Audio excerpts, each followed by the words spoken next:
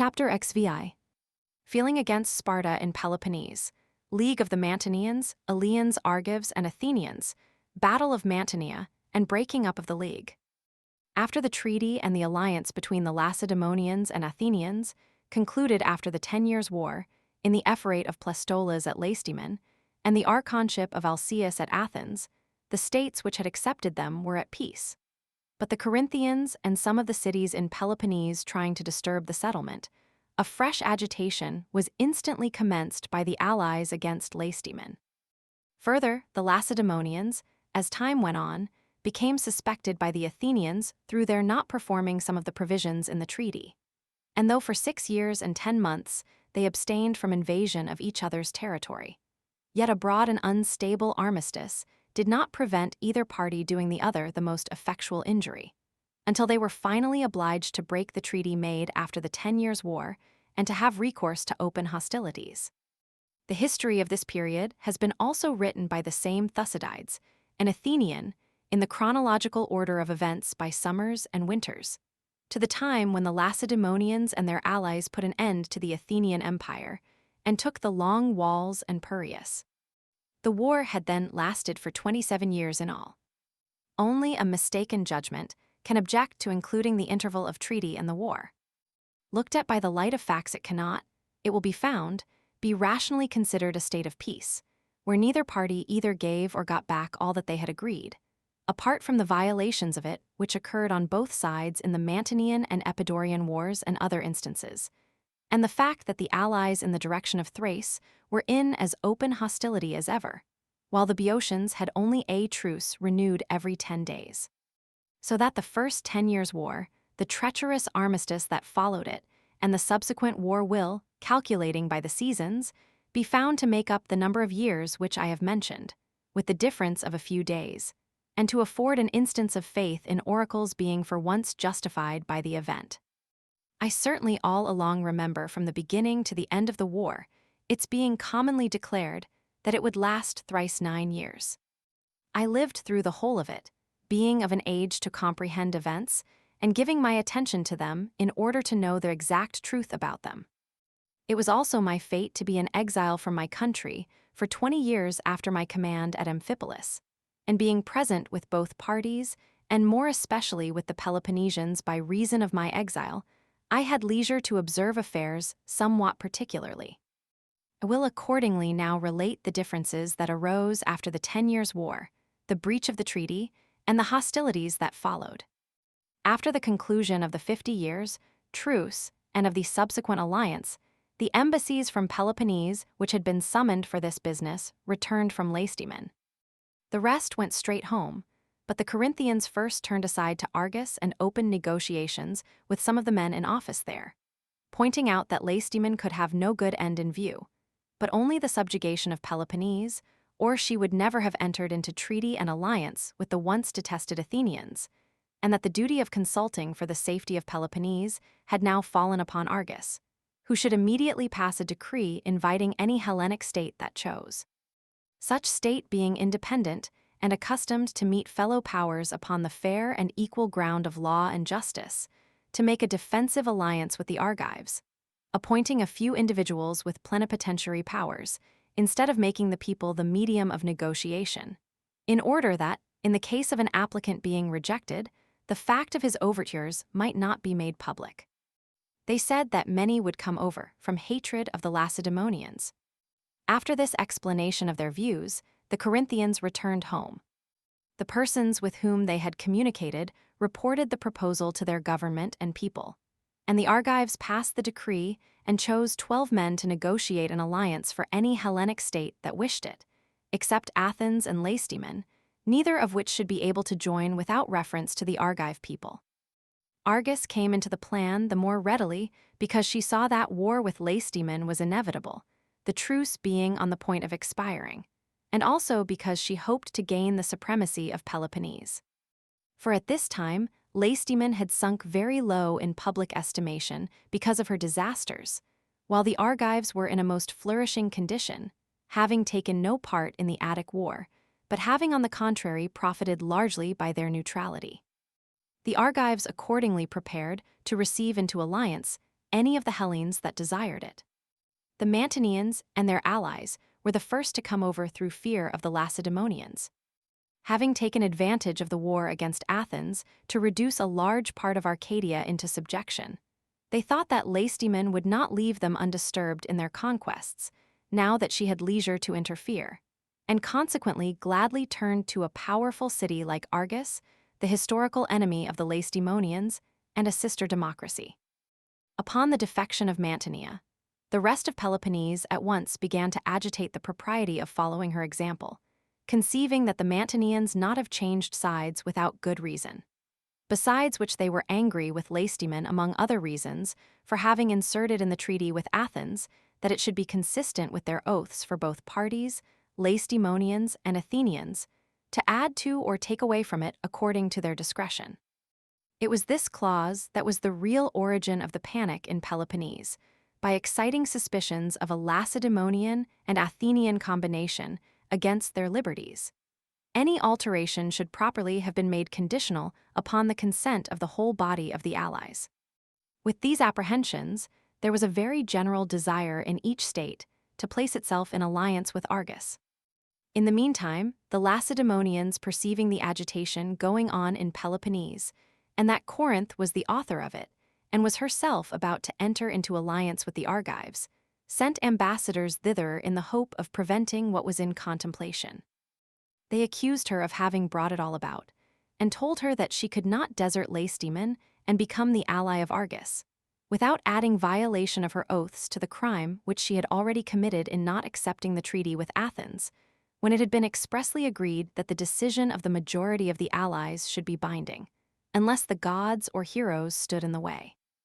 Corinth, in her answer, delivered before those of her allies who had like her refused to accept the treaty, and whom she had previously invited to attend, refrained from openly stating the injuries she complained of, such as the non-recovery of Solium or Anactorium from the Athenians, or any other point in which she thought she had been prejudiced, but took shelter under the pretext that she could not give up her Thracian allies, to whom her separate individual security had been given. When they first rebelled with Potidaea, as well as upon subsequent occasions, she denied, therefore, that she committed any violation of her oaths to the allies in not entering into the treaty with Athens. Having sworn upon the faith of the gods to her Thracian friends, she could not honestly give them up. Besides, the expression was, unless the gods or heroes stand in the way. Now here, as it appeared to her, the gods stood in the way. This was what she said on the subject of her former oaths. As to the Argive alliance, she would confer with her friends and do whatever was right. The Lacedaemonian envoys returning home, some Argive ambassadors who happened to be in Corinth pressed her to conclude the alliance without further delay, but were told to attend at the next congress to be held at Corinth. Immediately afterwards, an Aleian embassy arrived, and first making an alliance with Corinth went on from thence to Argos, according to their instructions, and became allies of the Argives, their country being just then at enmity with Lacedaemon and Lepreum. Some time back there had been a war between the Lepreans and some of the Arcadians, and the Aleians, being called in by the former with the offer of half their lands, had put an end to the war, and leaving the land in the hands of its Leprean occupiers, had imposed upon them the tribute of a talent to the Olympian Zeus. Till the Attic War, this tribute was paid by the Lepreans, who then took the war as an excuse for no longer doing so, and upon the Aleians using force appealed to Lacedaemon. The case was thus submitted to her arbitrament, but the Aleians, suspecting the fairness of the tribunal, renounced the reference and laid waste the Leprean territory. The Lacedaemonians nevertheless decided that the Lepreans were independent and the Aleians aggressors, and as the latter did not abide by the arbitration, sent a garrison of heavy infantry into Lepreum.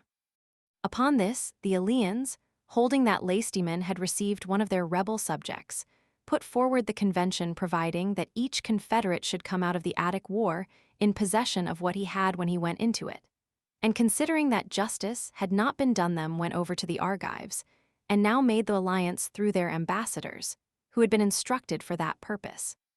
Immediately after them, the Corinthians and the Thracian Chalcidians became allies of Argos. Meanwhile, the Boeotians and Megarians, who acted together, remained quiet, being left to do as they pleased by Lacedaemon, and thinking that the Argive democracy would not suit so well with their aristocratic government as the Lacedaemonian constitution. About the same time in the summer, Athens succeeded in reducing Scion, put the adult males to death, and, making slaves of the women and children, gave the land for the Plataeans to live in. She also brought back the Delians to Delos, moved by her misfortunes in the field and by the commands of the god at Delphi. Meanwhile, the Phocians and Locrians commenced hostilities. The Corinthians and Argives, being now in alliance, went to Tegea to bring about its defection from Lacedaemon, seeing that, if so considerable a state could be persuaded to join, all Peloponnese would be with them. But when the Tegeans said that they would do nothing against Lacedaemon, the hitherto zealous Corinthians relaxed their activity and began to fear that none of the rest would now come over. Still they went to the Boeotians and tried to persuade them to alliance and a common action generally with Argus and themselves, and also begged them to go with them to Athens and obtain for them a 10 days. Truce similar to that made between the Athenians and Boeotians not long after the 50 Years' Treaty, and, in the event of the Athenians refusing, to throw up the armistice, and not make any truce in future without Corinth. These were the requests of the Corinthians. The Boeotians stopped them on the subject of the Argive alliance, but went with them to Athens, where however they failed to obtain the 10 days' truce, the Athenian answer being that the Corinthians had truce already, as being allies of Lacedaemon. Nevertheless, the Boeotians did not throw up their 10 days' truce, in spite of the prayers and reproaches of the Corinthians for their breach of faith, and these last had to content themselves with a de facto armistice with Athens. The same summer the Lacedaemonians marched into Arcadia with their whole levy under Pleistonax, son of Pausanias, king of Lacedaemon, against the Parasians, who were subjects of Mantinea, and a faction of whom had invited their aid. They also meant to demolish, if possible, the fort of Cypsela which the Mantineans had built and garrisoned in the Parasian territory, to annoy the district of Ceritis in Laconia. The Lacedaemonians accordingly laid waste the Parasian country, and the Mantineans, placing their town in the hands of an Argive garrison, addressed themselves to the defense of their confederacy, but being unable to save Cypsela or the Parasian towns went back to Mantinea. Meanwhile, the Lacedaemonians made the Parasians independent, razed the fortress, and returned home. The same summer the soldiers from Thrace who had gone out with Brasidas came back, having been brought from thence after the treaty by Cleridas. And the Lacedaemonians decreed that the Helots who had fought with Brasidas should be free and allowed to live where they liked, and not long afterwards settled them with the Neodamodes at Lepreum, which is situated on the Laconian and Aleian border, Lacedaemon being at this time at enmity with Elis. Those, however, of the Spartans who had been taken prisoners on the island and had surrendered their arms might, it was feared, suppose that they were to be subjected to some degradation in consequence of their misfortune, and so make some attempt at revolution, if left in possession of their franchise. These were therefore at once disfranchised, although some of them were in office at the time, and thus placed under a disability to take office or buy and sell anything. After some time, however, the franchise was restored to them. The same summer the Dians took Thyssus, a town on Acte by Athos in alliance with Athens. During the whole of this summer intercourse between the Athenians and Peloponnesians continued, although each party began to suspect the other directly after the treaty, because of the places specified in it not being restored. Lacedaemon, to whose lot it had fallen to begin by restoring Amphipolis and the other towns, had not done so. She had equally failed to get the treaty accepted by her Thracian allies, or by the Boeotians or the Corinthians, although she was continually promising to unite with Athens in compelling their compliance if it were longer refused. She also kept fixing a time at which those who still refused to come in were to be declared enemies to both parties, but took care not to bind herself by any written agreement. Meanwhile, the Athenians, seeing none of these professions performed in fact, began to suspect the honesty of her intentions, and consequently not only refused to comply with her demands for Pylos, but also repented having given up the prisoners from the island, and kept tight hold of the other places, until Lacedaemon's part of the treaty should be fulfilled. Lacedaemon, on the other hand, said she had done what she could, having given up the Athenian prisoners of war in her possession, evacuated Thrace, and performed everything else in her power. Amphipolis it was out of her ability to restore, but she would endeavor to bring the Boeotians and Corinthians into the treaty, to recover Panactum, and send home all the Athenian prisoners of war in Boeotia. Meanwhile, she required that Pylos should be restored, or at all events that the Messenians and Helots should be withdrawn, as her troops had been from Thrace, and the place garrisoned, if necessary, by the Athenians themselves. After a number of different conferences held during the summer, she succeeded in persuading Athens to withdraw from Pylos the Messenians and the rest of the Helots and deserters from Laconia, who were accordingly settled by her at Cranii in Cephallenia. Thus, during this summer, there was peace and intercourse between the two peoples. Next winter, however, the ephors under whom the treaty had been made were no longer in office, and some of their successors were directly opposed to it. Embassies now arrived from the Lacedaemonian Confederacy, and the Athenians, Boeotians, and Corinthians also presented themselves at Lacedaemon, and after much discussion and no agreement between them, separated for their several homes. When Cleobulus and Xenares, the two ephors who were the most anxious to break off the treaty, took advantage of this opportunity to communicate privately with the Boeotians and Corinthians, and, advising them to act as much as possible together, instructed the former first to enter into alliance with Argos, and then try and bring themselves and the Argives into alliance with Lacedaemon. The Boeotians would so be least likely to be compelled to come into the Attic treaty, and the Lacedaemonians would prefer gaining the friendship and alliance of Argos, even at the price of the hostility of Athens and the rupture of the treaty. The Boeotians knew that an honorable friendship with Argos had been long the desire of Lacedaemon, for the Lacedaemonians believed that this would considerably facilitate the conduct of the war outside Peloponnese. Meanwhile, they begged the Boeotians to place Panactum in her hands in order that she might, if possible, obtain Pylos in exchange for it, and so be more in a position to resume hostilities with Athens. After receiving these instructions for their governments from Xenares and Cleobulus and their friends at Lacedaemon, the Boeotians and Corinthians departed. On their way home, they were joined by two persons high in office at Argos, who had waited for them on the road, and who now sounded them upon the possibility of the Boeotians joining the Corinthians, Eleans, and Mantineans in becoming the allies of Argos, in their idea that if this could be effected, they would be able, thus united, to make peace or war as they pleased either against Lacedaemon or any other power. The Boeotian envoys were pleased at thus hearing themselves accidentally asked to do what their friends at Lacedaemon had told them, and the two Argives, perceiving that their proposal was agreeable, departed with a promise to send ambassadors to the Boeotians. On their arrival, the Boeotians reported to the Boeotarchs what had been said to them at Lacedaemon and also by the Argives who had met them, and the Boeotarchs, pleased with the idea, embraced it with the more eagerness from the lucky coincidence of Argos soliciting the very thing wanted by their friends at Lacedaemon. Shortly afterwards, ambassadors appeared from Argos with the proposals indicated, and the Boeotarchs approved of the terms and dismissed the ambassadors with a promise to send envoys to Argos to negotiate the alliance. In the meantime, it was decided by the Boeotarchs, the Corinthians, the Megarians, and the envoys from Thrace first to interchange oaths together to give help to each other whenever it was required, and not to make war or peace except in common. After which the Boeotians and Megarians, who acted together, should make the alliance with Argos. But before the oaths were taken, the Boeotarchs communicated these proposals to the four councils of the Boeotians, in whom the supreme power resides, and advised them to interchange oaths with all such cities as should be willing to enter into a defensive league with the Boeotians.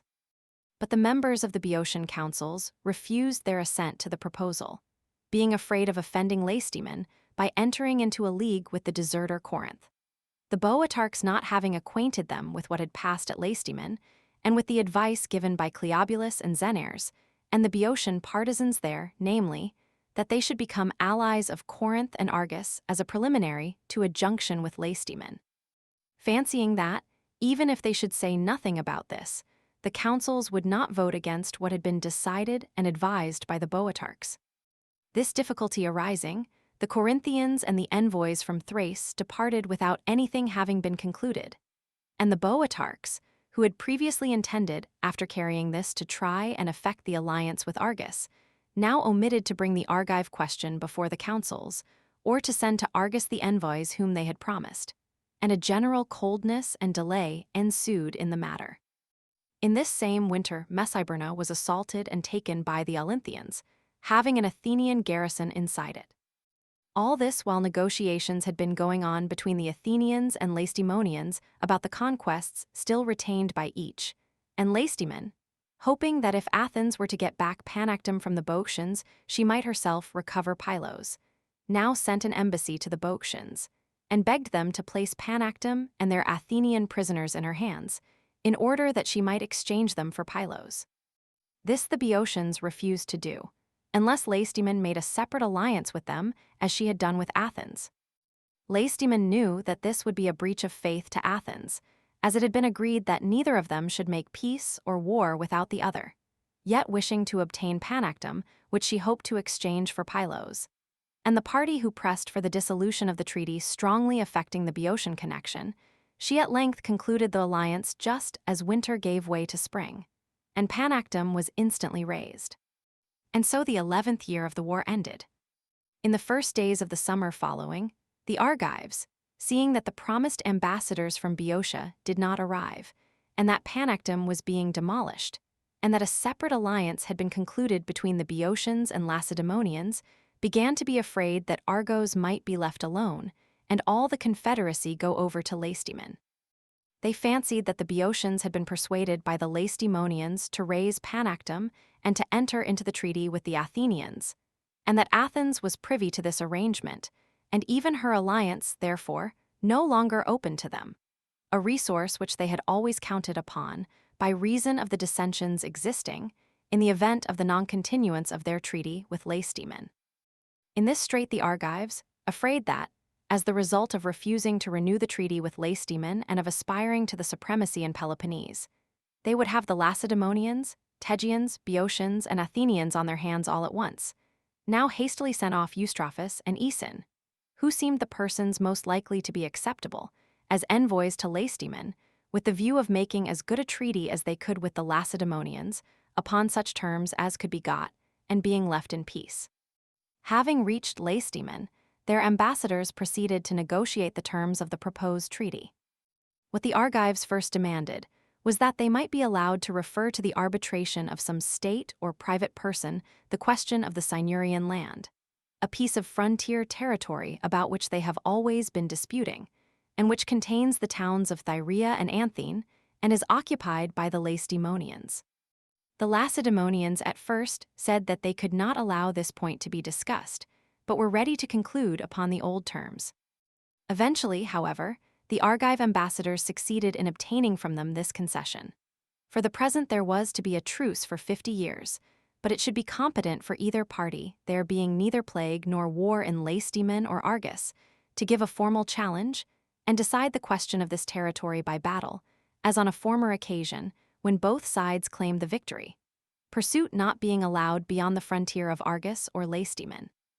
The Lacedaemonians at first thought this mere folly, but at last, anxious at any cost to have the friendship of Argos, they agreed to the terms demanded, and reduced them to writing. However, before any of this should become binding, the ambassadors were to return to Argos and communicate with their people, and, in the event of their approval, to come at the feast of the Hyacinthia and take the oaths. The envoys returned accordingly. In the meantime, while the Argives were engaged in these negotiations, the Lacedaemonian ambassadors, Andromes, Phaedimus, and Antimenides, who were to receive the prisoners from the Boeotians and restore them and Panactum to the Athenians, found that the Boeotians had themselves raised Panactum, upon the plea that oaths had been anciently exchanged between their people and the Athenians after a dispute on the subject to the effect that neither should inhabit the place, but that they should graze it in common. As for the Athenian prisoners of war in the hands of the Boeotians, these were delivered over to Andromes and his colleagues, and by them conveyed to Athens and given back. The envoys at the same time announced the raising of Panactum, which to them seemed as good as its restitution, as it would no longer lodge an enemy of Athens. This announcement was received with great indignation by the Athenians, who thought that the Lacedaemonians had played them false, both in the matter of the demolition of Panactum, which ought to have been restored to them standing, and in having, as they now heard, made a separate alliance with the Boeotians, in spite of their previous promise to join Athens in compelling the adhesion of those who refused to accede to the treaty. The Athenians also considered the other points in which Lacedaemon had failed in her compact, and thinking that they had been overreached, gave an angry answer to the ambassadors and sent them away. The breach between the Lacedaemonians and Athenians having gone thus far, the party at Athens, also, who wished to cancel the treaty, immediately put themselves in motion. Foremost amongst these was Alcibiades, son of Clinias, a man yet young in years for any other Hellenic city, but distinguished by the splendor of his ancestry. Alcibiades thought the Argive alliance really preferable, not that personal pique had not also a great deal to do with his opposition. He being offended with the Lacedaemonians for having negotiated the treaty through niches and laches, and having overlooked him on account of his youth, and also for not having shown him the respect due to the ancient connection of his family with them as their proxeny, which, renounced by his grandfather, he had lately himself thought to renew by his attentions to their prisoners taken in the island. Being thus, as he thought, slighted on all hands, he had in the first instance spoken against the treaty, saying that the Lacedaemonians were not to be trusted, but that they only treated in order to be enabled by this means to crush Argos, and afterwards to attack Athens alone. And now, immediately upon the above occurring, he sent privately to the Argives, telling them to come as quickly as possible to Athens, accompanied by the Mantineans and Eleans with proposals of alliance. As the moment was propitious, and he himself would do all he could to help them. Upon receiving this message, and discovering that the Athenians, far from being privy to the Boeotian alliance, were involved in a serious quarrel with the Lacedaemonians, the Argives paid no further attention to the embassy which they had just sent to Lacedaemon on the subject of the treaty, and began to incline rather towards the Athenians, reflecting that, in the event of war, they would thus have on their side a city that was not only an ancient ally of Argos, but a sister democracy and very powerful at sea. They accordingly at once sent ambassadors to Athens to treat for an alliance, accompanied by others from Elis and Mantinea. At the same time arrived in haste from Lacedaemon an embassy, consisting of persons reputed well disposed towards the Athenians, Philocharidas, Leon, and Endius, for fear that the Athenians in their irritation might conclude alliance with the Argives, and also to ask back Pylos in exchange for Panactum, and in defense of the alliance with the Boeotians to plead that it had not been made to hurt the Athenians. Upon the envoys speaking in the Senate upon these points, and stating that they had come with full powers to settle all others at issue between them, Alcibiades became afraid that, if they were to repeat these statements to the popular assembly, they might gain the multitude, and the Argive alliance might be rejected, and accordingly had recourse to the following stratagem. He persuaded the Lacedaemonians by a solemn assurance that if they would say nothing of their full powers in the assembly, he would give back Pylos to them, himself, the present opponent of its restitution, engaging to obtain this from the Athenians, and would settle the other points at issue. His plan was to detach them from niches and to disgrace them before the people, as being without sincerity in their intentions or even common consistency in their language, and so to get the Argives, Eleans, and Mantineans taken into alliance. This plan proved successful. When the envoys appeared before the people, and upon the question being put to them, did not say as they had said in the Senate, that they had come with full powers, the Athenians lost all patience, and carried away by Alcibiades, who thundered more loudly than ever against the Lacedaemonians, were ready instantly to introduce the Argives and their companions and to take them into alliance. An earthquake, however, occurring before anything definite had been done, this assembly was adjourned. In the assembly held the next day, Nicias, in spite of the Lacedaemonians having been deceived themselves, and having allowed him to be deceived also in not admitting that they had come with full powers, still maintained that it was best to be friends with the Lacedaemonians, and, letting the Argive proposals stand over, to send once more to Lacedaemon and learn her intentions. The adjournment of the war could only increase their own prestige and injure that of their rivals. The excellent state of their affairs making it their interest to preserve this prosperity as long as possible, while those of Lacedaemon were so desperate that the sooner she could try her fortune again the better. He succeeded accordingly in persuading them to send ambassadors, himself being among the number, to invite the Lacedaemonians, if they were really sincere, to restore Panactum intact with Amphipolis, and to abandon their alliance with the Boeotians, unless they consented to accede to the treaty, agreeably to the stipulation which forbade either to treat without the other. The ambassadors were also directed to say that the Athenians, had they wished to play false, might already have made alliance with the Argives, who were indeed come to Athens for that very purpose, and went off furnished with instructions as to any other complaints that the Athenians had to make.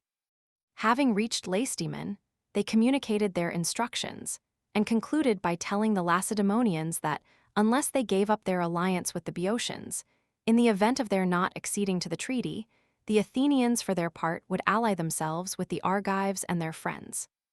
The Lacedaemonians, however, refused to give up the Boeotian alliance, the party of Xenares the Ephor, and such as shared their view, carrying the day upon this point, but renewed the oaths at the request of Nicias, who feared to return without having accomplished anything and to be disgraced.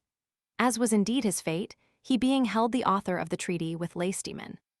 When he returned, and the Athenians heard that nothing had been done at Lacedaemon, they flew into a passion, and deciding that faith had not been kept with them, took advantage of the presence of the Argives and their allies, who had been introduced by Alcibiades, and made a treaty and alliance with them upon the terms following. The Athenians, Argives, Mantineans, and Eleans, acting for themselves and the allies in their respective empires, made a treaty for 100 years, to be without fraud or hurt by land and by sea. 1. It shall not be lawful to carry on war, either for the Argives, Eleans, Mantineans, and their allies, against the Athenians or the allies in the Athenian Empire, or for the Athenians and their allies against the Argives, Eleans, Mantineans, or their allies in any way or means whatsoever. The Athenians, Argives, Eleans, and Mantineans shall be allies for 100 years upon the terms following. 2. If an enemy invade the country of the Athenians, the Argives, Eleans, and Mantineans shall go to the relief of Athens, according as the Athenians may require by message, in such way as they most effectually can, to the best of their power. But if the invader be gone after plundering the territory, the offending state shall be the enemy of the Argives, Mantineans, Eleans, and Athenians, and war shall be made against it by all these cities. And no one of the cities shall be able to make peace with that state, except all the above cities agree to do so. 3. Likewise the Athenians shall go to the relief of Argos, Mantinea, and Elis, if an enemy invade the country of Elis, Mantinea, or Argos, according as the above cities may require by message, in such way as they most effectually can, to the best of their power. But if the invader be gone after plundering the territory, the state offending shall be the enemy of the Athenians, Argives, Mantineans, and Eleans, and war shall be made against it by all these cities, and peace may not be made with that state except all the above cities agree to it. 4. No armed force shall be allowed to pass for hostile purposes through the country of the powers contracting, or of the allies in their respective empires, or to go by sea, except all the cities, that is to say, Athens, Argos, Mantinea, and Elis, vote for such passage. 5. The relieving troops shall be maintained by the city sending them for 30 days from their arrival in the city that has required them, and upon their return in the same way. If their services be desired for a longer period, the city that sent for them shall maintain them, at the rate of 3 Aeginetan obols per day for a heavy-armed soldier, archer, or light soldier, and an Aeginetan drachma for a trooper. 6. The city sending for the troops shall have the command when the war is in its own country. But in case of the cities resolving upon a joint expedition, the command shall be equally divided among all the cities. 7. The treaty shall be sworn to by the Athenians for themselves and their allies, by the Argives, Mantineans, Eleans, and their allies, by each state individually. Each shall swear the oath most binding in his country over full-grown victims, the oath being as follows. I stand by the alliance and its articles, justly, innocently, and sincerely, and I will not transgress the same in any way or means whatsoever. The oath shall be taken at Athens by the Senate and the magistrates, the Praetors administering it, at Argos by the Senate, the 80, and the Artini, the 80 administering it, at Mantinea by the Demiurgi, the Senate and the other magistrates, the Theori and Polemarchs administering it, at Elis by the Demiurgi, the magistrates, and the 600, the Demiurgi and the Thesmophalaces administering it. The oaths shall be renewed by the Athenians going to Elis, Mantinea, and Argos 30 days before the Olympic Games, by the Argives, Mantineans, and Eleans going to Athens 10 days before the great feast of the Panathenea. The articles of the treaty, the oaths, and their alliance shall be inscribed on a stone pillar by the Athenians in the citadel, by the Argives in the marketplace, in the temple of Apollo, by the Mantineans in the temple of Zeus, in the marketplace, and a brazen pillar shall be erected jointly by them at the Olympic Games now at hand. Should the above cities see good to make any addition in these articles, whatever all the above cities shall agree upon, after consulting together, shall be binding. Although the treaty and alliances were thus concluded, still the treaty between the Lacedaemonians and Athenians was not renounced by either party.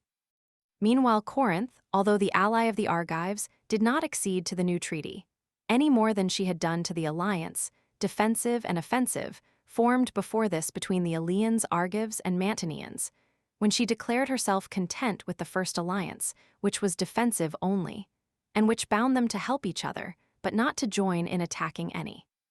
The Corinthians thus stood aloof from their allies, and again turned their thoughts towards Lacedaemon.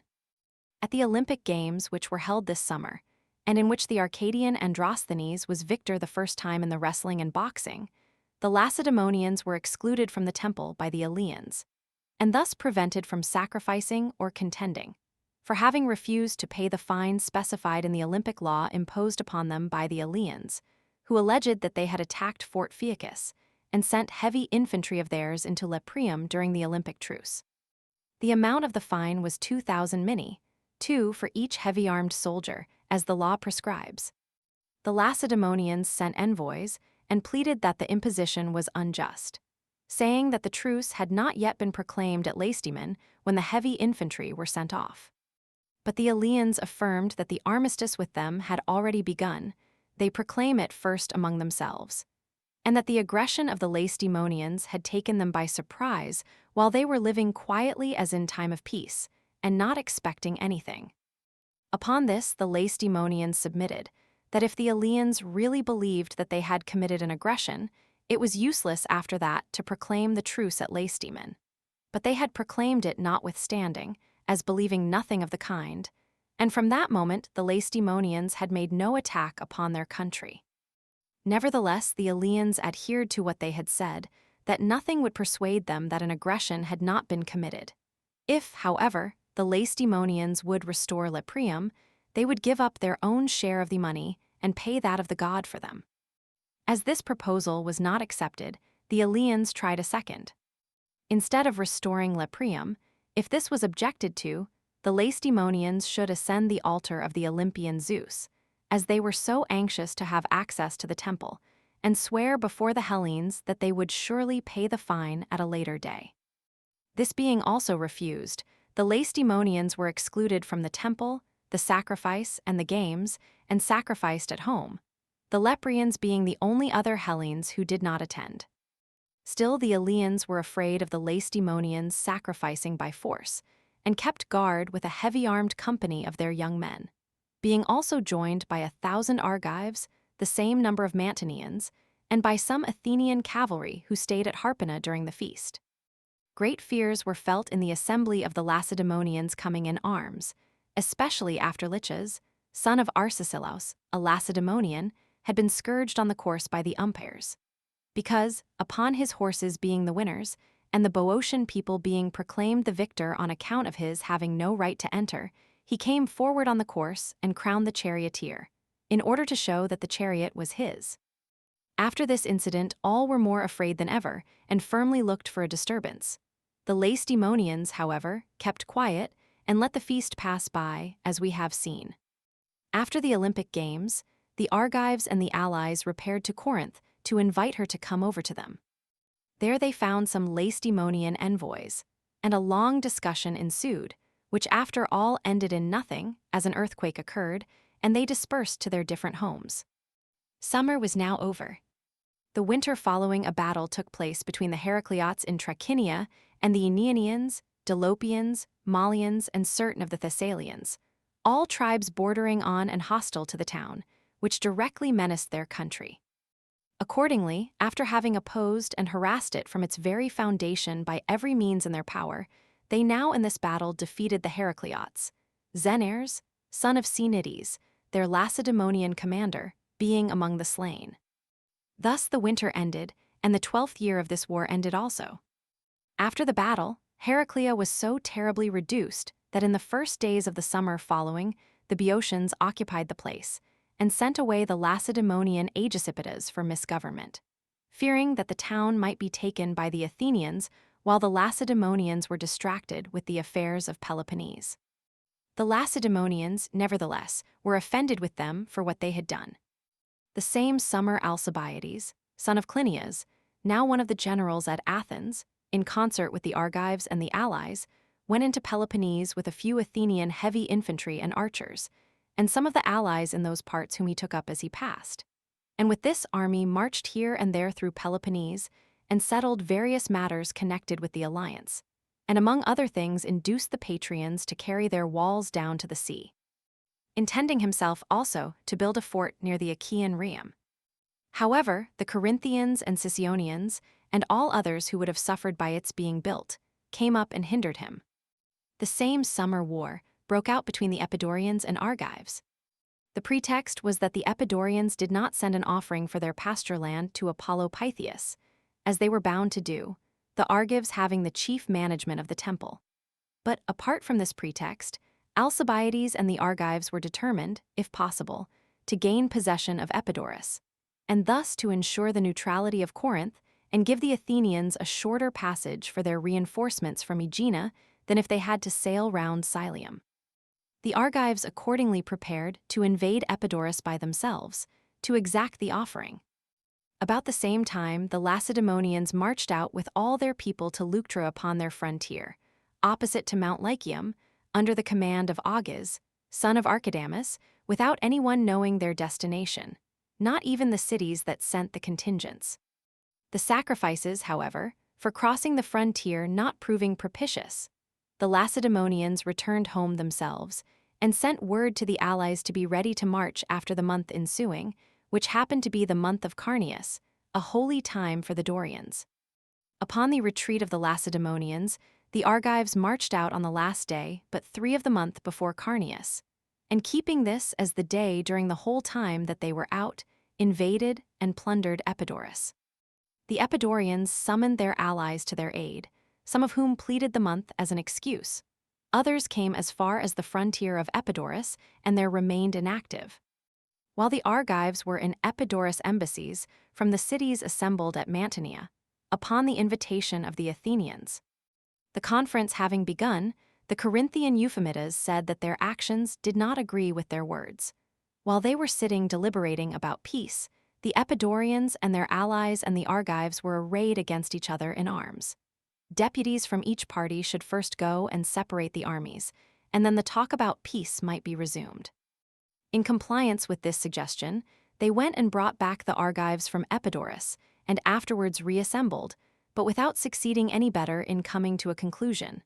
And the Argives a second time invaded Epidaurus and plundered the country. The Lacedaemonians also marched out to Carii, but the frontier sacrifices again proving unfavorable, they went back again, and the Argives, after ravaging about a third of the Epidaurian territory, returned home. Meanwhile, 1,000 Athenian heavy infantry had come to their aid under the command of Alcibiades, but finding that the Lacedaemonian expedition was at an end, and that they were no longer wanted, went back again. So passed the summer. The next winter, the Lacedaemonians managed to elude the vigilance of the Athenians, and sent in a garrison of 300 men to Epidaurus, under the command of Agesipidas. Upon this, the Argives went to the Athenians and complained of their having allowed an enemy to pass by sea, in spite of the clause in the treaty by which the allies were not to allow an enemy to pass through their country. Unless, therefore, they now put the Messenians and Helots in Pylos to annoy the Lacedaemonians, they, the Argives, should consider that faith had not been kept with them. The Athenians were persuaded by Alcibiades to inscribe at the bottom of the Laconian pillar that the Lacedaemonians had not kept their oaths, and to convey the Helots at Cranii to Pylos to plunder the country. But for the rest they remained quiet as before. During this winter, hostilities went on between the Argives and Epidaurians, without any pitched battle taking place, but only forays and ambuscades, in which the losses were small and fell now on one side and now on the other. At the close of the winter, towards the beginning of spring, the Argives went with scaling ladders to Epidaurus, expecting to find it left unguarded on account of the war and to be able to take it by assault, but returned unsuccessful. And the winter ended, and with it the 13th year of the war ended also. In the middle of the next summer, the Lacedaemonians, seeing the Epidaurians, their allies, in distress, and the rest of Peloponnese either in revolt or disaffected, concluded that it was high time for them to interfere if they wished to stop the progress of the evil. And accordingly, with their full force, the Helots included, took the field against Argos, under the command of Agis, son of Archidamus, king of the Lacedaemonians.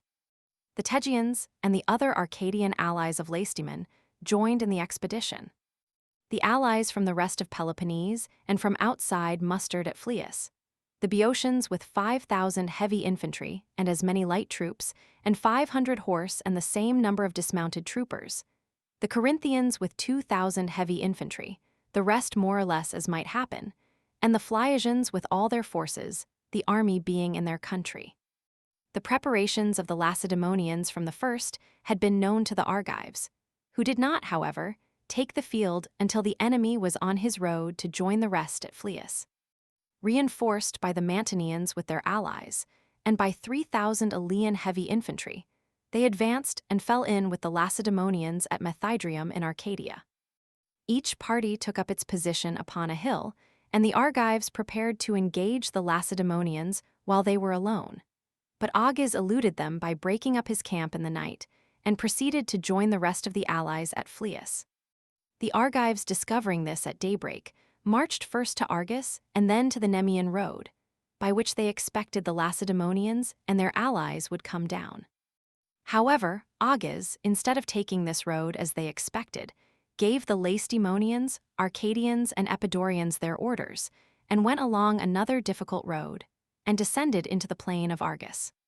The Corinthians, Pellenians, and Phliasians marched by another steep road, while the Boeotians, Megarians, and Sicyonians had instructions to come down by the Nemean road where the Argives were posted, in order that, if the enemy advanced into the plain against the troops of Agis, they might fall upon his rear with their cavalry. These dispositions concluded, Agis invaded the plain and began to ravage Saminthus and other places. Discovering this, the Argives came up from Nemea, day having now dawned. On their way, they fell in with the troops of the Phliasians and Corinthians, and killed a few of the Phliasians, and had perhaps a few more of their own men killed by the Corinthians. Meanwhile, the Boeotians, Megarians, and Sicyonians, advancing upon Nemea according to their instructions, found the Argives no longer there, as they had gone down on seeing their property ravaged, and were now forming for battle, the Lacedaemonians imitating their example. The Argives were now completely surrounded. From the plain, the Lacedaemonians and their allies shut them off from their city. Above them were the Corinthians, Phliasians, and Pellenians, and on the side of Nemea the Boeotians, Sicyonians, and Megarians. Meanwhile their army was without cavalry, the Athenians alone among the allies not having yet arrived. Now the bulk of the Argives and their allies did not see the danger of their position, but thought that they could not have a fairer field, having intercepted the Lacedaemonians in their own country and close to the city. 2 men, however, in the Argive army, Thrasyllus, one of the 5 generals, and Alciphron, the Lacedaemonian proxenus, just as the armies were upon the point of engaging, went and held a parley with Agis and urged him not to bring on a battle, as the Argives were ready to refer to fair and equal arbitration whatever complaints the Lacedaemonians might have against them, and to make a treaty and live in peace in future. The Argives who made these statements did so upon their own authority, not by order of the people, and Agis on his accepted their proposals, and without himself either consulting the majority, simply communicated the matter to a single individual, one of the high officers accompanying the expedition, and granted the Argives a truce for 4 months, in which to fulfill their promises. After which he immediately led off the army without giving any explanation to any of the other allies. The Lacedaemonians and allies followed their general out of respect for the law, but amongst themselves loudly blamed Agis for going away from so fair a field, the enemy being hemmed in on every side by infantry and cavalry, without having done anything worthy of their strength. Indeed, this was by far the finest Hellenic army ever yet brought together, and it should have been seen while it was still united at Nemea, with the Lacedaemonians in full force, the Arcadians, Boeotians, Corinthians, Sicyonians, Pellenians, Phliasians, and Megarians, and all these the flower of their respective populations, thinking themselves a match not merely for the Argive confederacy, but for another such added to it. The army thus retired blaming Agis, and returned every man to his home. The Argives, however, blamed still more loudly the persons who had concluded the truce without consulting the people, themselves thinking that they had let escape with the Lacedaemonians an opportunity such as they should never see again, as the struggle would have been under the walls of their city and by the side of many and brave allies. On their return, accordingly, they began to stone Thrasyllus in the bed of the Charadris, where they try all military causes before entering the city. Thrasyllus fled to the altar, and so saved his life, his property however they confiscated. After this arrived 1,000 Athenian heavy infantry and 300 horse, under the command of Laches and Nicostratus, whom the Argives, being nevertheless loath to break the truce with the Lacedaemonians, begged to depart, and refused to bring before the people, to whom they had a communication to make, until compelled to do so by the entreaties of the Mantineans and Eleans, who were still at Argos.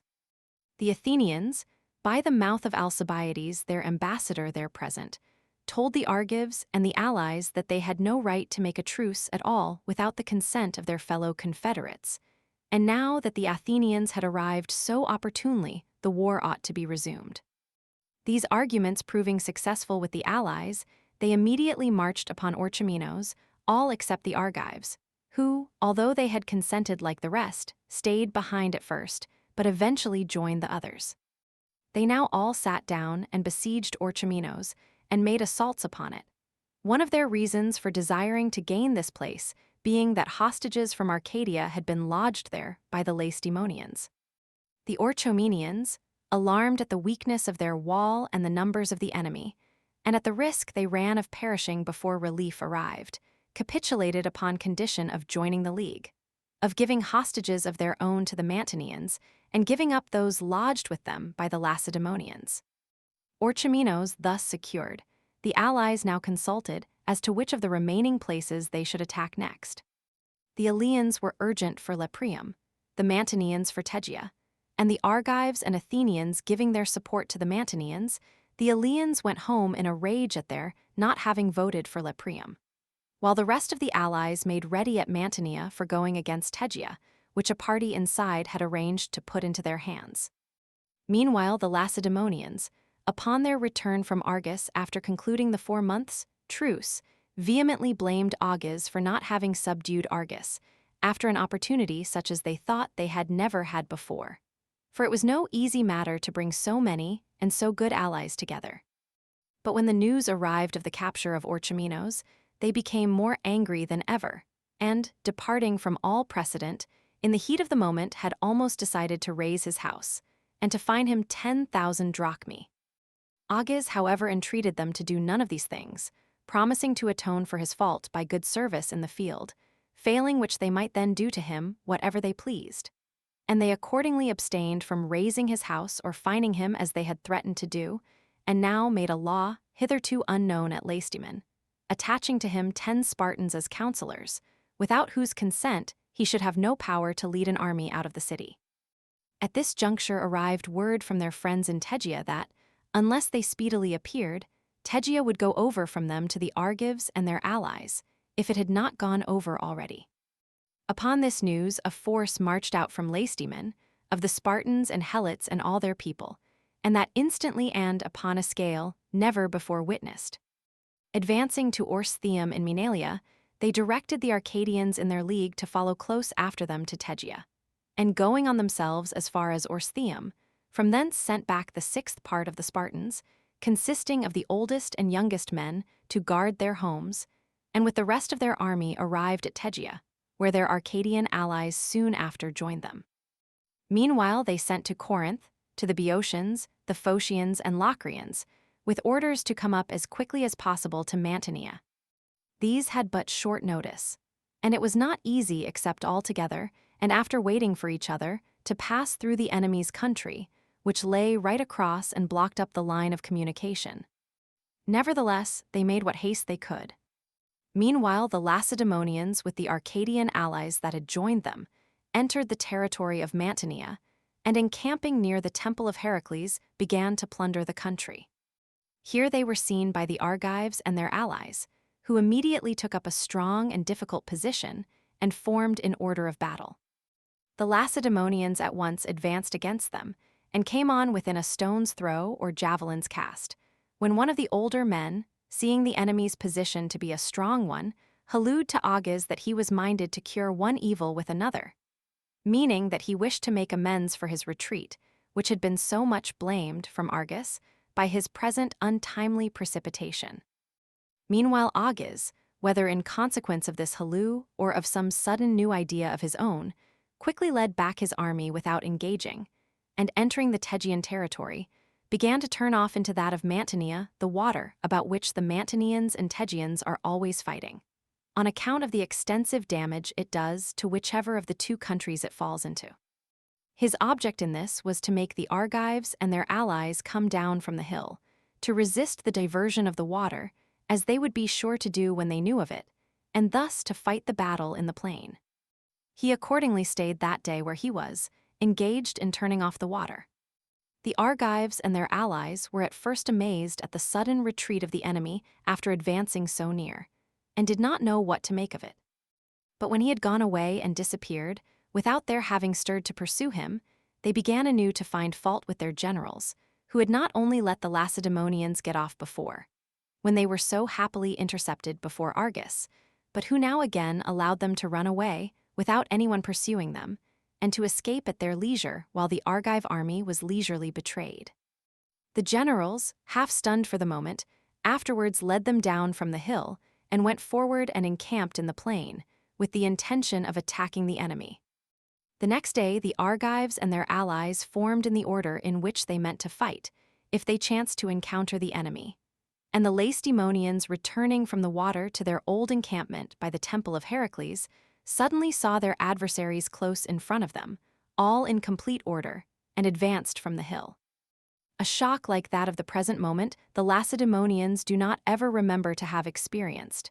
There was scant time for preparation, as they instantly and hastily fell into their ranks, Agis, their king, directing everything agreeably to the law. For when a king is in the field, all commands proceed from him. He gives the word to the polemarchs, they to the lochages, these to the pentacostais, these again to the anomatarchs, and these last to the anomates. In short, all orders required pass in the same way and quickly reach the troops, as almost the whole Lacedaemonian army, save for a small part, consists of officers under officers, and the care of what is to be done falls upon many. In this battle, the left wing was composed of the Sciritae, who in a Lacedaemonian army have always that post to themselves alone. Next to these were the soldiers of Brasidas from Thrace, and the Neodamodes with them. Then came the Lacedaemonians themselves, company after company, with the Arcadians of Herea at their side. After these were the Maenalians, and on the right wing the Tegeans with a few of the Lacedaemonians at the extremity, their cavalry being posted upon the two wings. Such was the Lacedaemonian formation. That of their opponents was as follows. On the right were the Mantineans, the action taking place in their country. Next to them, the allies from Arcadia, after whom came the 1,000 picked men of the Argives, to whom the state had given a long course of military training at the public expense. Next to them the rest of the Argives, and after them their allies, the Cleonians and Ornians, and lastly the Athenians on the extreme left, and their own cavalry with them. Such were the order and the forces of the two combatants. The Lacedaemonian army looked the largest, though as to putting down the numbers of either host or of the contingents composing it, I could not do so with any accuracy. Owing to the secrecy of their government, the number of the Lacedaemonians was not known, and men are so apt to brag about the forces of their country that the estimate of their opponents was not trusted. The following calculation, however, makes it possible to estimate the numbers of the Lacedaemonians present upon this occasion. There were 7 companies in the field without counting the Sciritae, who numbered 600 men. In each company there were 4 Pentecostes, and in the Pentecosti 4 Enomotes. The first rank of the Enomoti was composed of 4 soldiers. As to the depth, although they had not been all drawn up alike, but as each captain chose, they were generally ranged 8 deep. The first rank along the whole line, exclusive of the Sciritae, consisted of 448 men. The armies being now on the eve of engaging, each contingent received some words of encouragement from its own commander. The Mantineans were reminded that they were going to fight for their country and to avoid returning to the experience of servitude after having tasted that of empire. The Argives, that they would contend for their ancient supremacy, to regain their once equal share of Peloponnese of which they had been so long deprived, and to punish an enemy and a neighbor for 1,000 wrongs. The Athenians, of the glory of gaining the honors of the day with so many and brave allies in arms, and that a victory over the Lacedaemonians in Peloponnese would cement and extend their empire, and would besides preserve Attica from all invasions in future. These were the incitements addressed to the Argives and their allies. The Lacedaemonians, meanwhile, man to man, and with their war songs in the ranks, exhorted each brave comrade to remember what he had learnt before. Well aware that the long training of action was of more saving virtue than any brief verbal exhortation, though never so well delivered. After this they joined battle, the Argives and their allies advancing with haste and fury, the Lacedaemonians slowly and to the music of many flute players. A standing institution in their army that has nothing to do with religion, but is meant to make them advance evenly, stepping in time, without break their order, as large armies are apt to do in the moment of engaging. Just before the battle joined, King Agis resolved upon the following maneuver. All armies are alike in this. On going into action, they get forced out rather on their right wing, and one and the other overlap with this adversary's left. Because fear makes each man do his best to shelter his unarmed side with the shield of the man next him on the right, thinking that the closer the shields are locked together the better will he be protected. The man primarily responsible for this is the first upon the right wing, who is always striving to withdraw from the enemy his unarmed side, and the same apprehension makes the rest follow him. On the present occasion, the Mantineans reached with their wing far beyond the Sciritae, and the Lacedaemonians and Tegeans still farther beyond the Athenians, as their army was the largest. Agis, afraid of his left being surrounded, and thinking that the Mantineans outflanked it too far, ordered the Sciritae and Brasidians to move out from their place in the ranks and make the line even with the Mantineans, and told the polemarchs Hipponoides and Aristocles to fill up the gap thus formed, by throwing themselves into it with 2 companies taken from the right wing, thinking that his right would still be strong enough and to spare, and that the line fronting the Mantineans would gain in solidity. However, as he gave these orders in the moment of the onset, and at short notice, it so happened that Aristocles and Hipponoides would not move over, for which offense they were afterwards banished from Sparta as having been guilty of cowardice. And the enemy meanwhile closed before the Sciritae, whom Agis, on seeing that the 2 companies did not move over ordered to return to their place, had time to fill up the breach in question. Now it was, however, that the Lacedaemonians, utterly worsted in respect of skill, showed themselves as superior in point of courage. As soon as they came to close quarters with the enemy, the Mantinean right broke their Sciritae and Brasidians, and bursting in with their allies and the 1,000 picked Argives into the unclosed breach in their line, cut up and surrounded the Lacedaemonians, and drove them in full rout to the wagons, slaying some of the older men on guard there. But the Lacedaemonians, worsted in this part of the field, with the rest of their army, and especially the center, where the 300 knights, as they are called, fought round King Agis, fell on the older men of the Argives and the 5 companies so named, and on the Cleonians, the Ornians, and the Athenians next them, and instantly routed them. The greater number not even waiting to strike a blow, but giving way the moment that they came on, some even being trodden under foot, in their fear of being overtaken by their assailants. The army of the Argives and their allies, having given way in this quarter, was now completely cut in two, and the Lacedaemonian and Tegean right simultaneously closing round the Athenians with the troops that outflanked them. These last found themselves placed between 2 fires, being surrounded on one side and already defeated on the other. Indeed, they would have suffered more severely than any other part of the army, but for the services of the cavalry which they had with them. Agis also, on perceiving the distress of his left opposed to the Mantineans and the 1,000 Argives, ordered all the army to advance to the support of the defeated wing. And while this took place, as the enemy moved past and slanted away from them, the Athenians escaped at their leisure, and with them the beaten Argive division. Meanwhile, the Mantineans and their allies and the picked body of the Argives ceased to press the enemy, and seeing their friends defeated and the Lacedaemonians in full advance upon them, took to flight. Many of the Mantineans perished, but the bulk of the picked body of the Argives made good their escape.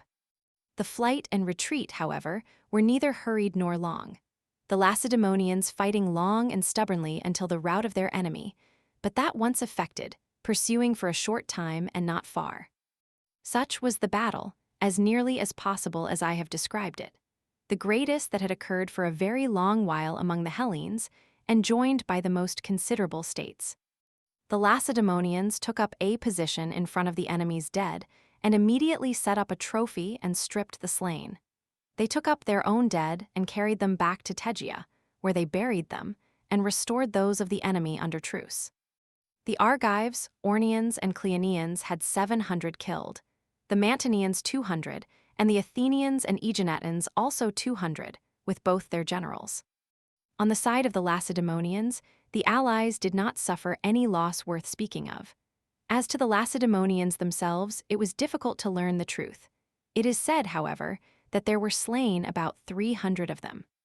While the battle was impending, Pleistoanax, the other king, set out with a reinforcement composed of the oldest and youngest men and got as far as Tegea, where he heard of the victory and went back again.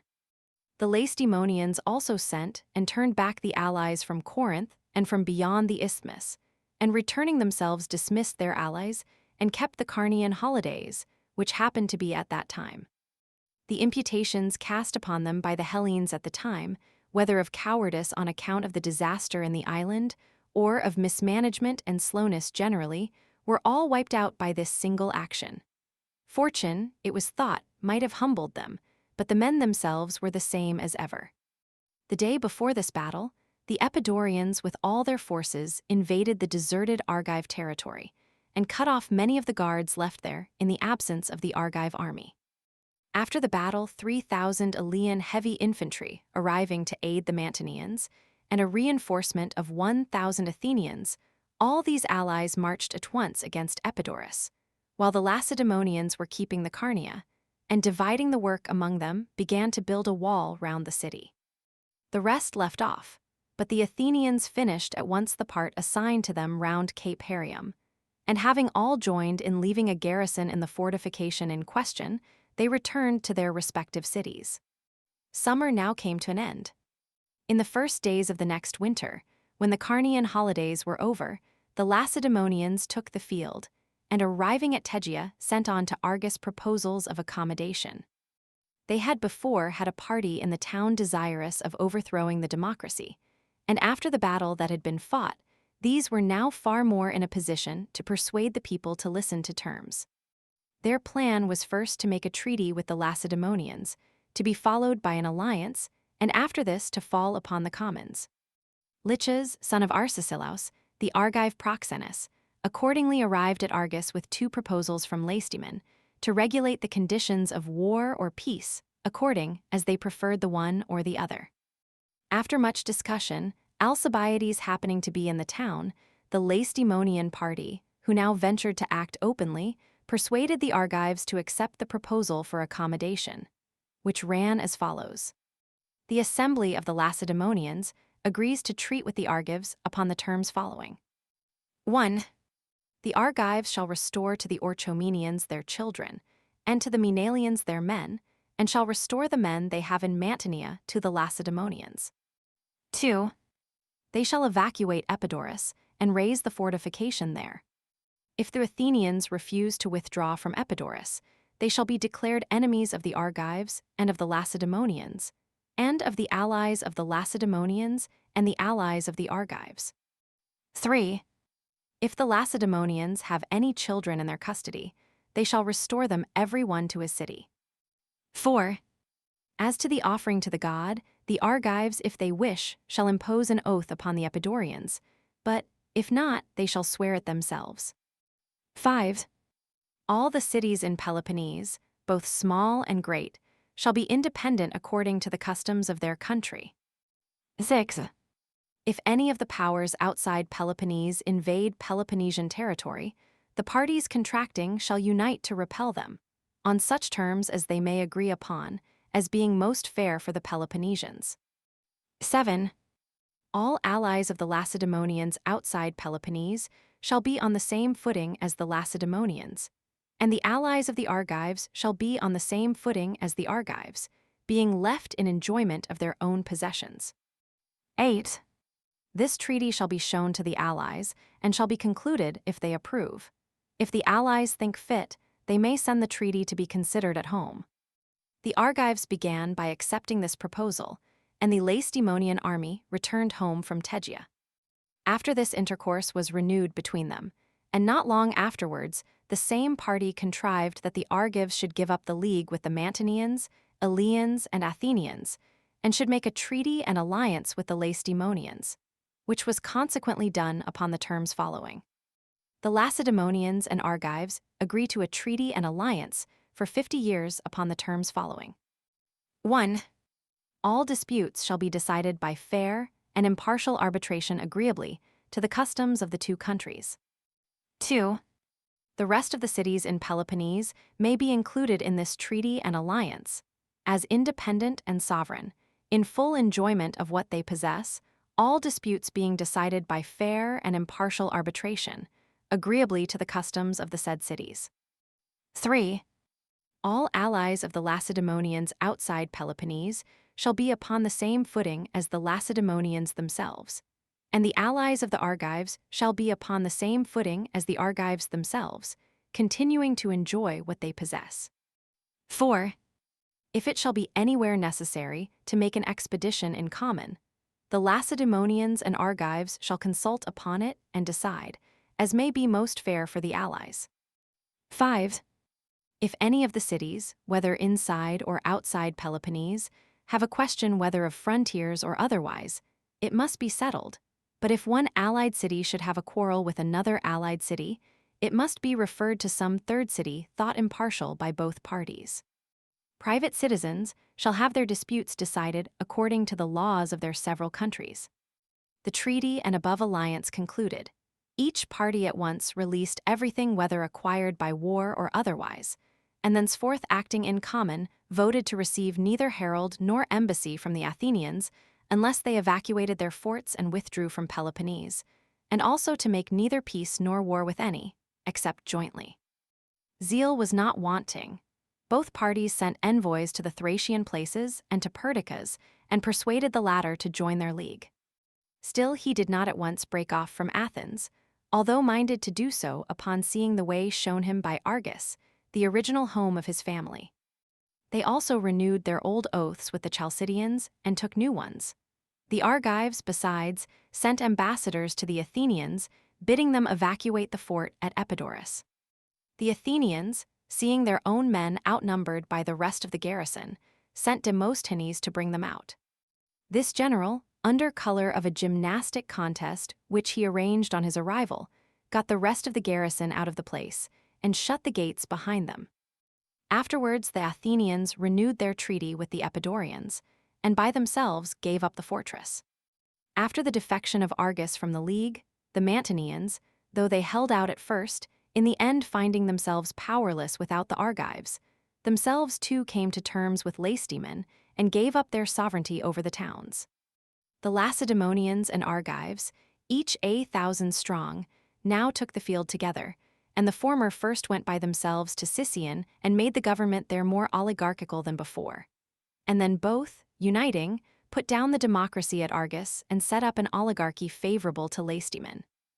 These events occurred at the close of the winter, just before spring, and the 14th year of the war ended. The next summer the people of Dium, in Athos, revolted from the Athenians to the Chalcidians, and the Lacedaemonians settled affairs in Achaia in a way more agreeable to the interests of their country. Meanwhile the popular party at Argus little by little gathered new consistency and courage, and waited for the moment of the gymnopedic festival at Lacedaemon, and then fell upon the oligarchs. After a fight in the city, victory declared for the commons, who slew some of their opponents and banished others. The Lacedaemonians for a long while let the messages of their friends at Argos remain without effect. At last they put off the gymnopedii and marched to their succor, but learning at Tegea the defeat of the oligarchs, refused to go any further in spite of the entreaties of those who had escaped, and returned home and kept the festival.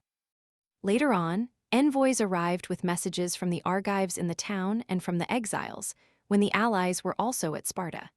And after much had been said on both sides, the Lacedaemonians decided that the party in the town had done wrong, and resolved to march against Argus, but kept delaying and putting off the matter.